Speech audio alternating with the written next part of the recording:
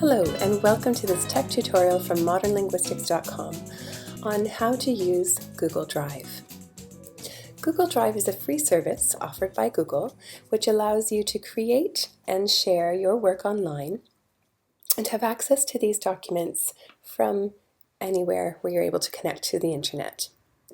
You can not only have access, but you can also collaborate with others in real time with these documents from all over the world.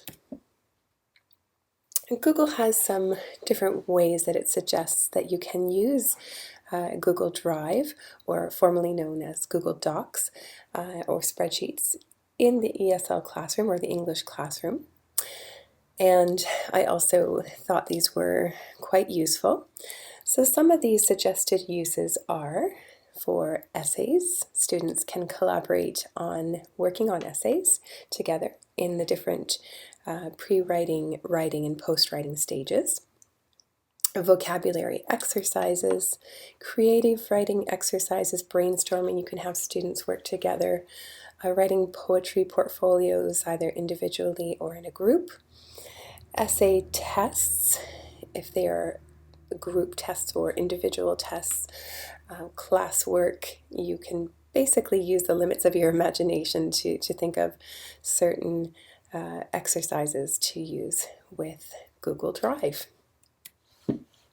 So to get started in using Google Drive, you'll sign into your Gmail account, and on the top of the page you will see, or you can go to google.com or .ca and sign in. And once you're signed in, you'll see at the top of the page the black toolbar, and Drive is one of the options that you have. So click on Drive, and it will take you to this page, which allows you to begin creating your first document. Once you click Create, you will have the option to select Document, Presentation, Spreadsheet, Form, Drawing, or you may select other types of documents from a folder on your computer. As well, there are templates that you can find online if that is something that interests you. I've simply opened a document here, and you can see that it looks very much like a Word or Pages file, so just an untitled document.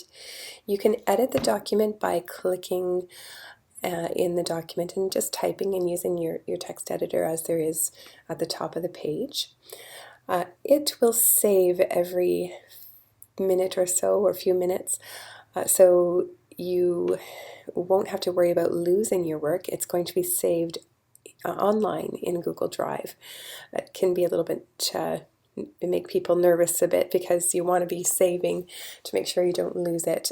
I will sometimes save my work on my computer periodically if I'm doing work, and do Google Docs just in case as well, but I've never lost any document through Google Drive or Google Docs. To edit the title, you simply have to click on it, and you can edit the title right there. It will update it in real time. You can save and download the file to your computer. You can share it with others, and there are various options for sharing it as well. You can make it private and share with a small group, or you can share the link and allow editing privileges to others who have the link. So that's a great option with Google Drive.